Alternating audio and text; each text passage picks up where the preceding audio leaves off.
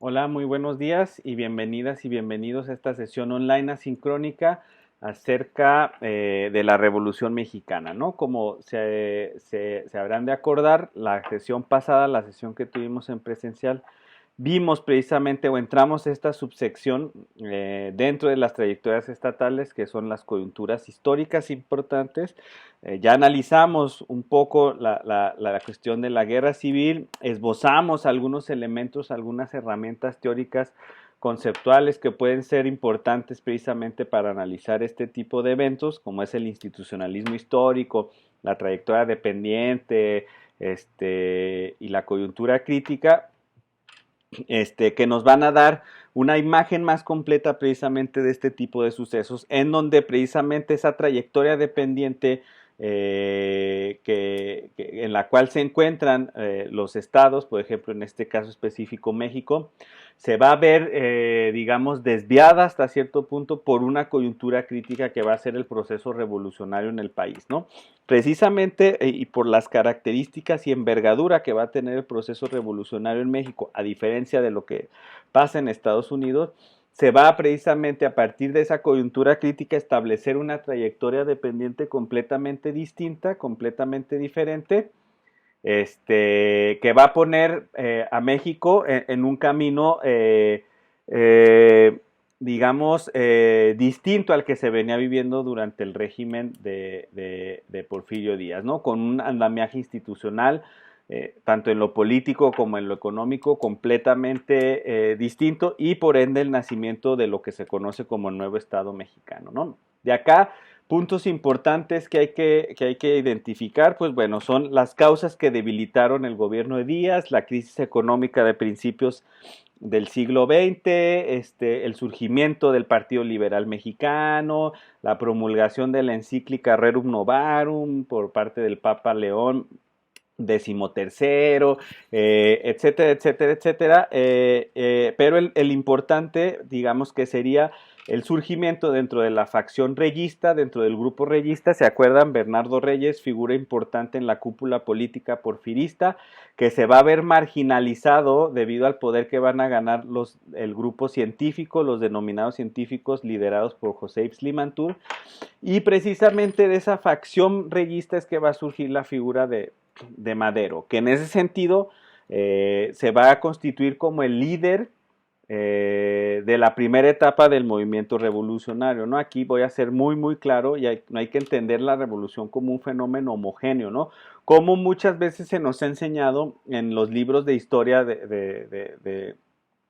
que brinda el Estado mexicano, ¿no? En realidad, el movimiento revolucionario, la revolución como fenómeno va a ser más bien un fenómeno heterogéneo, ¿no? Un movimiento muy, muy heterogéneo que va a estar dividido en etapas muy, muy claras debido a la correlación de fuerzas que existen dentro de cada una de estas etapas, ¿no? En la primera etapa, que precisamente surge con el desconocimiento de Madero al régimen de Díaz, pues vamos a ver que se van a unificar precisamente todas las fuerzas sociales hartas del régimen porfirista en el movimiento antireeleccionista de Madero, ¿no? Madero se logra hacer del poder,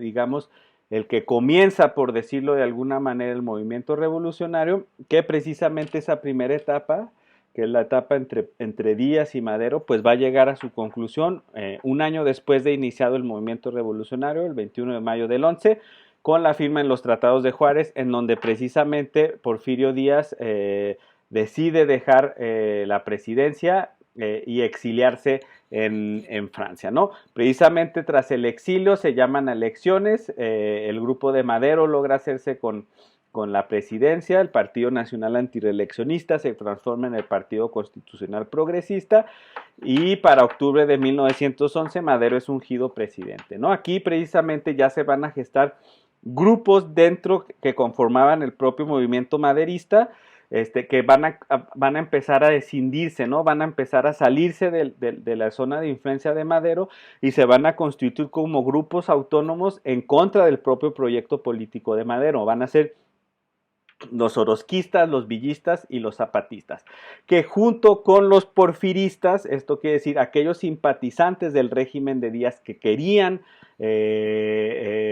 volver a constituir un régimen parecido al que se tenía hasta antes de 1910 y 11, van a constituir las dos fuerzas que no se van a unificar, pero van a entrar en colisión precisamente contra el gobierno de Francisco I. Madero. Y a partir precisamente de ese movimiento de fuerzas es que va a surgir la figura de Victoriano Huerta, ¿no? Como representante precisamente del grupo porfirista, muy allegado a Félix Díaz y Bernardo Reyes, que va a poner fin precisamente al gobierno de Madero después de lo que se conoce como la Decena Trágica, ¿no? Cuando llega Victoriano Huerta al poder, va a surgir, se van a gestar nuevas fuerzas sociales al interior del movimiento revolucionario, y de esta nueva coyuntura, de esta nueva etapa, pues va a surgir Venustiano Carranza como figura importante, ¿no? Venustiano Carranza, ayudado de lo que se conoce como el Grupo Sonora, encabezado por Calles y por Obregón, van a unir fuerzas con villistas y zapatistas precisamente para derrocar al porfirista de Huerta, ¿no?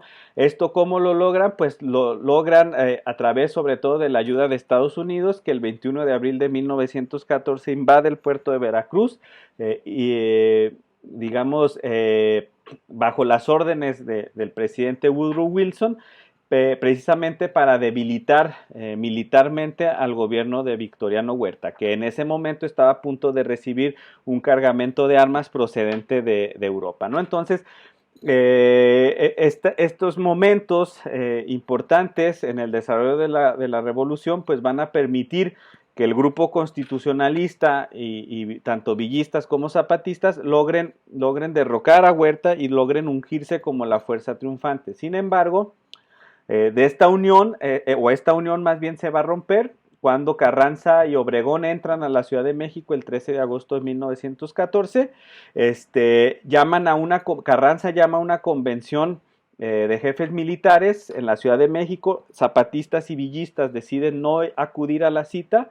Ellos llaman a una convención de las mismas características, pero en Aguascalientes el 10 de octubre, y Carranza decide no acudir a esa convención, ¿no? Precisamente en la convención de Aguascalientes entre villistas y zapatistas se declara la soberanía de la convención, por lo cual se crea un gobierno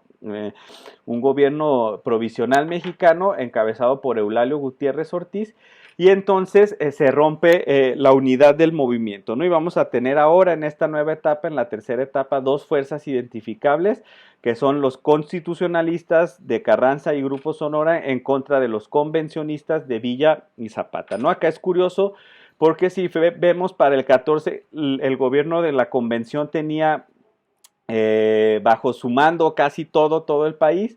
Sin embargo, debido a la falta de coordinación entre las fuerzas de Villa y las fuerzas de Zapata en el norte y en el sur de México, pues se va a comenzar a debilitar su estructura, y un año después, para 1915, vemos que los constitucionalistas ya dominan casi toda la República Mexicana, salvo en Morelos y algunas partes del norte todavía controladas por Villa. Precisamente de esta victoria, por decirlo de alguna manera, del gobierno constitucionalista, pues va a emergir el primer germen del nuevo Estado mexicano, ¿no? Que es precisamente cuando Carranza promueve la creación de una nueva constitución, la Constitución de 1917, que declara una república federal con un poder ejecutivo predominante y con un fuerte estatismo, para poder manejar precisamente el polvorín que había quedado México después del movimiento revolucionario. Precisamente de aquí va a comenzar a surgir la última etapa, la cuarta etapa del movimiento revolucionario, ¿no? Y esta etapa se va a deber precisamente a la actitud reacia del gobierno de Carranza de dejar el poder precisamente a un militar, ¿no? Para 1920 hay una disputa precisamente por quién va a suceder a Carranza entre Álvaro Obregón e Ignacio Bonilla, ¿no? Carranza, precisamente para evitar que un militar llegara al poder, digamos, promueve mucho a Ignacio Bonilla, y pues promueve tácticas imposicionistas, ¿no? En ese sentido, ¿no? Precisamente debido a esto, el Grupo Sonora desconoce al gobierno de Carranza, se rompe el movimiento constitucionalista y entonces el Grupo Sonora, encabezado por Álvaro Obregón, se posiciona como una fuerza contraria precisamente al mando de, de Carranza, ¿no? Entonces empezaría la última etapa, ¿no? Carranza es asesinado, perdón, voy a hacer aquí un pequeño movimiento.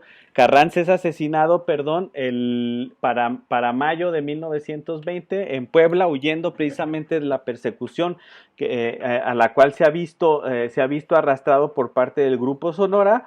Y una vez que el Grupo Sonora da cuenta precisamente de Venustiano Carranza, Álvaro Obregón es elegido presidente de México, asume el cargo el 1 de diciembre de 1920 y con esto pondríamos fin precisamente a todo el álgido movimiento revolucionario. Nace el nuevo Estado mexicano ya con características muy, muy particulares, que bueno, pues van a, en ese sentido, pues van a impregnar precisamente la evolución del Estado mexicano a partir de ese momento y hasta nuestra fecha, ¿no?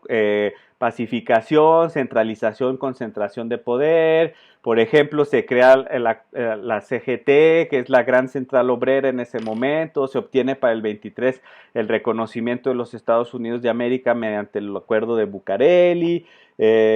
Surge la generación del Ateneo y los Siete Sabios, que después van a tener estos personajes en los cuales vamos a encontrar a Gómez Morín y a Vicente Lombardo Toledano, pues se van a posicionar dentro del amplio espectro político que va a existir en México, como figuras importantes de la vida política del nuevo Estado mexicano, ¿no?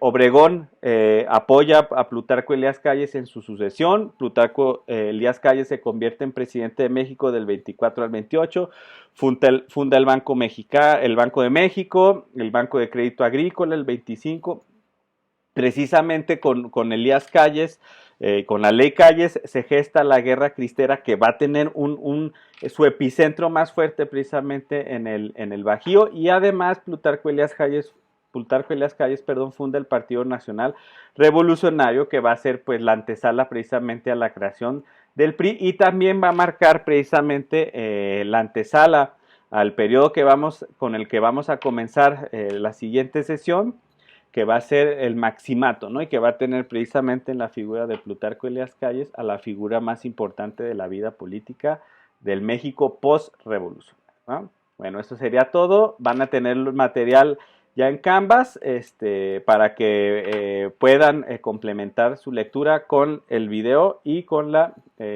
presentación.